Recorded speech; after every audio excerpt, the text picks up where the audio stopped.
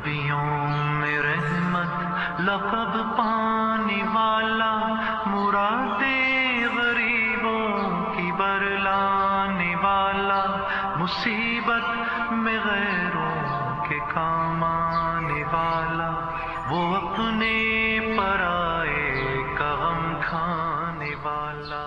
حلیمہ کو اس بات پر خود تو حیرت ہو ہی رہی تھی، مگر ان کی ہمجولیوں کو ان سے زیادہ تعجب تھا۔ آخر ان سے رہا نہیں گیا اور انہوں نے حلیمہ سے پوچھا، حلیمہ کیا یہ وہی اونٹنی نہیں ہے؟ جب تم آئی تھی تو یہ چلنے میں بہت سست تھی، مگر اب تو یہ سب سے آگے جا رہی ہے۔ حلیمہ نے کہا، ہاں یہ وہی ہے۔ جب یہ لوگ گھر پہنچے تو حلیمہ کے شوہر نے کہا، تم تو خدا کی قسم بہت ہی مبارک بچہ لائی ہو۔ جب سے ہم اس بچے کو لے کر آئے ہماری غریبی اور تکلیف ایک دم ختم ہو گئی۔ اور ان کے شوہر دیکھتے تھے کہ ہر بات میں ان پر برکتیں نازل ہو رہی ہیں۔ یہ سال خشکی کا تھا، جنگل سوکھے پڑے تھے اور سب جانور بھوکے رہنے کی وجہ سے کمزور ہو گئے تھے، مگر حلیمہ کے جانوروں پر قحط کا کوئی اثر نہیں تھا۔ ان کی بکریاں جنگل سے پیٹ بھر کر آتی ہیں۔ جب رضاعت کی مدت ختم ہونے لگی اور حلیمہ مستقل آپ کی برکتیں دیکھ رہی تھی اور آپ سے ایسا تعلق ہو گیا تھا، اس لیے وہ آپ کو جدا کرنا نہیں چاہتی تھی۔ اس لیے انہوں نے فیصلہ کیا کہ اس وقت بچے کو لے جاؤں اور پھر مکے پہنچ کر آمنہ سے اجازت لے لوں گی کہ وہ اپنے بچے کو کچھ دن اور میرے پاس چھوڑ دیں۔ بلغ العلا بكماله،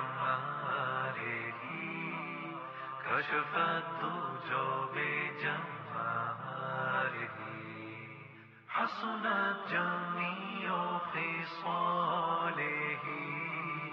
صلوا عليه وآله۔